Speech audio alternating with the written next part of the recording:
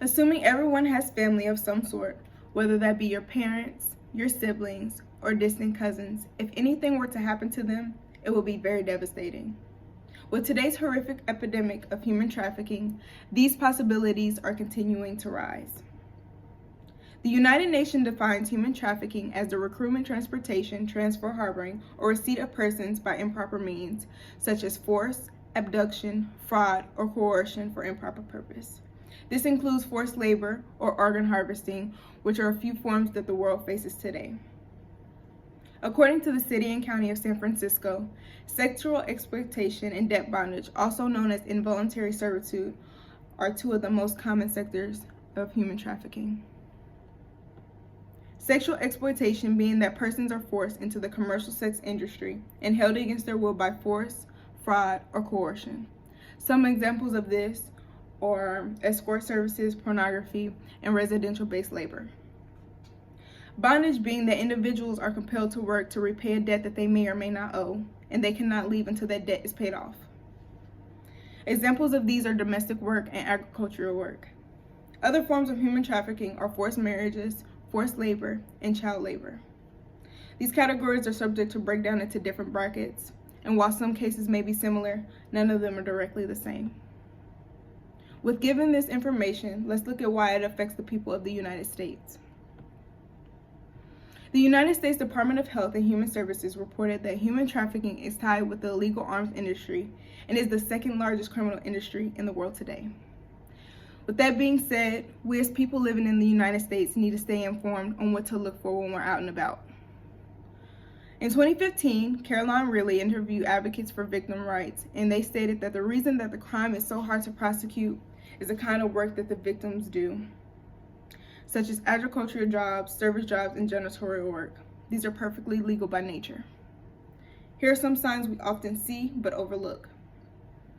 Victims often avoid eye contact with social encounters with law enforcement and authority figures.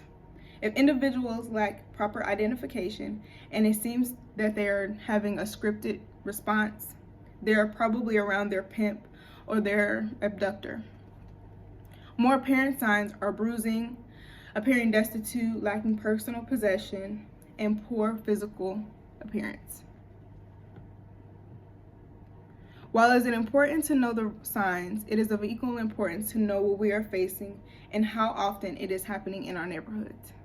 Statistics from the National Human Trafficking Hotline show that more than 49,000 total cases of human trafficking have been made in the last 10 years. In 2018, there were over 3,400 cases just in sex and labor trafficking alone. The International Labor Organization estimates that there were 40.3 million victims of human trafficking globally.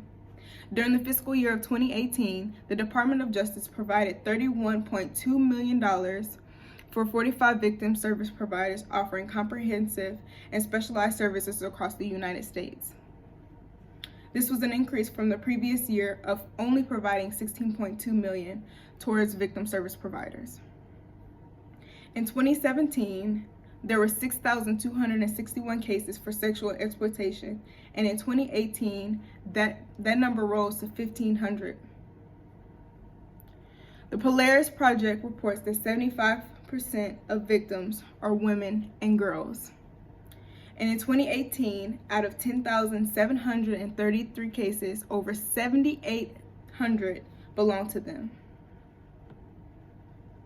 In this speech, I have discussed what human trafficking is, the type of human trafficking, and who it directly affects.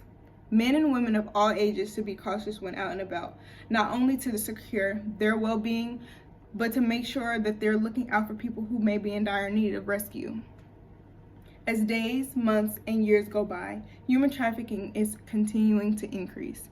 It is affecting families that are directly around us. Personally, if I were put in a situation where my family members were taken or abducted, I would be devastated. It always helps being educated on current and surrounding issues, and hopefully today this was an eye-opener. My name is Ravin Collins, and thank you for listening.